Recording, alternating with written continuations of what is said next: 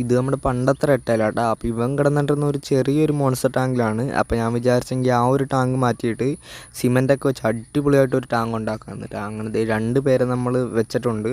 അപ്പോൾ ആ ഒരു റൂം ഫുള്ള് പ്ലാസ്റ്റർ ചെയ്തെടുക്കാൻ പോകും കേട്ടോ. അപ്പോൾ പ്ലാസ്റ്റർ ചെയ്തിട്ട് കട്ടയൊക്കെ വെച്ചിട്ട് ഇത്തിരി കൂടെ സെറ്റാക്കി എടുത്തിട്ടുണ്ട്.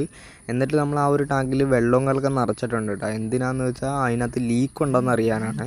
അങ്ങനെ ലീക്കൊന്നും ഇല്ലെന്ന് ഉറപ്പ് വരുത്തിയിട്ട് നമ്മൾ ആ ഒരു വെള്ളവും കലക്കം മൊത്തം കളഞ്ഞിട്ട് അതിനകത്ത് പെയിൻ്റ് അടിച്ചെടുത്തിട്ടുണ്ട് കേട്ടോ. ആ പെയിൻ്റ് അടിച്ചപ്പോഴാണ് ടാങ്കിലെ ലുക്ക് തന്നെ മാറിപ്പോയി. അടിപൊളി ലുക്കായിട്ട് ഞാൻ ഇത്രയും വിചാരിച്ചില്ല പെയിൻ്റ് അടിച്ച് കഴിഞ്ഞപ്പോൾ.